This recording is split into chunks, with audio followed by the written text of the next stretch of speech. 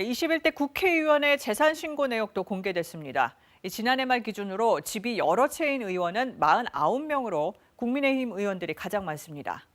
또 지난해 총리가 한 채만 남기고 모두 팔라고 지시했지만 총리실에는 여전히 다주택 고위공직자가 있었습니다. 개현우 기자입니다. 지난해 말 기준 재산 신고 내역에 따르면 국회의원 298명 가운데 다주택자는 49명으로 나타났습니다. 국민의힘 29명, 더불어민주당 14명, 무소속 5명, 열린민주당 1명이었습니다. 정당 의석수를 고려하면 다주택 의원 비율은 민주당 8%로 국민의힘 28%보다 낮았습니다.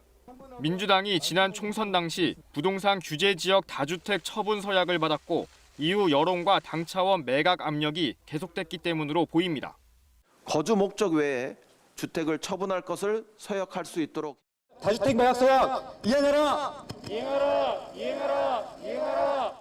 하지만 조정 대상 지역 등 규제 지역 다주택 민주당 의원 아직 6명 남은 것으로 파악됐습니다.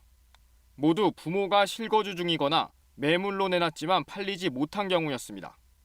민주당은 가족 실거주를 제외한 주택 처분을 독려하고 있다 했습니다. 국민의힘은 민주당이 다주택 보유를 무자르듯 금지에 문제가 됐던 것이라며 자신들도 국민 눈높이와 현실에 맞게 노력하겠다고 밝혔습니다.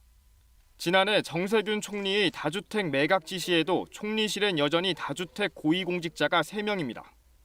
장상윤 사회조정실장, 김혁수 대테러센터장, 백일현 정부업무 평가실장입니다. 매각을 위해서 노력을 하고 있는 것으로 알고 있습니다. 법으로 강제할 수 있는 상황은 아니어서. 백 실장은 서울 강남 아파트가 아닌 세종 아파트를 매물로 내놓은 상태입니다. 서울 아파트는 지금 재건축 조합이 설립이 되어서 사실상 매매가 불가한 상황입니다. 윤석열 전 검찰총장은 69억 원을 신고해 법무부 검찰 고위직 간부 중 가장 높았습니다. 이 가운데 부인 예금과 부동산을 제외하면 윤 전 총장 본인 재산은 예금 2억 2천만 원이었습니다. KBS 뉴스 개훈우입니다.